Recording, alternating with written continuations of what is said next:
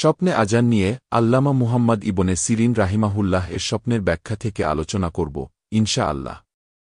হজ্জের মৌসুমে কেউ স্বপ্নে আজান শুনতে পেল, এটা তার হজ্জ আদায় করার আলামত।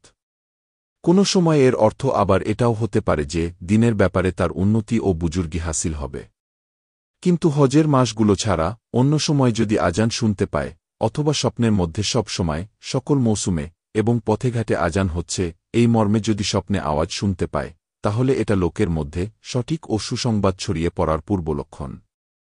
স্বপ্নযোগে কেউ দেখতে পেল মসজিদের মিনারা ভেঙে পড়েছে, তাহলে তার ব্যাখ্যা হল এটা স্থানীয় লোকজনের বিভিন্ন মাযহাবে বিভক্ত হয়ে পড়ার নিদর্শন।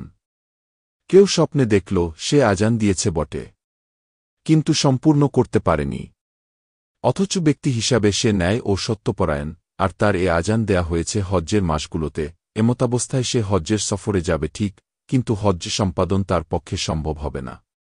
আর স্বপ্নে তার আজান যদি হজের মৌসুম ব্যতীত ভিন্ন সময় দেয়া হয়ে থাকে, তাহলে এর অর্থ হবে সে চুরি করবে, আর এ চুরি দ্বারা তার কোনো উপকার হবে না, অথচ চোর হিসাবে তার দুর্নাম লোক সমাজে ছড়িয়ে পড়বে।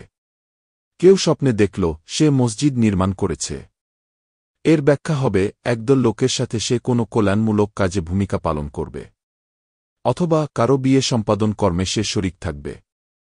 এক ব্যক্তি স্বপ্নে দেখল সে এমন ভাষায় আজান দিচ্ছে যে ভাষা তার অপরিচিত, এর অর্থ হবে সে একজন পাকা চোর।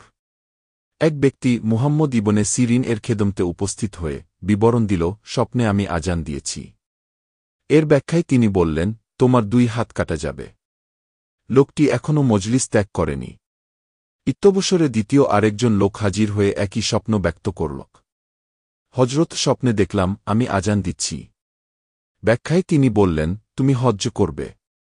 উপস্থিত লোকেরা প্রশ্ন করল, হুজুর, স্বপ্ন তো একই, তাহলে এই পার্থক্যের রহস্য কি? উত্তরে তিনি বললেন, প্রথম লোকটিকে দেখে মনে হল তার চেহারায় পাপাচারের চিহ্ন ফুটে আছে, আর দ্বিতীয়জনের চেহারা পুতপবিত্রতার জ্যোতিতে উদ্ভাসিত মনে হল। তাই আমি কোরআনের আয়াতের আলোকে ব্যাখ্যা দিয়েছি। এরকম স্বপ্নের সঠিক ব্যাখ্যা পেতে আমাদের চ্যানেলটি সাবস্ক্রাইব করুন। আর আপনি কোনো স্বপ্নের ব্যাখ্যা চান কমেন্টে লিখুন। পরের ভিডিওতে আপনার স্বপ্নের ব্যাখ্যা নিয়ে হাজির হব ইনশা আল্লাহ।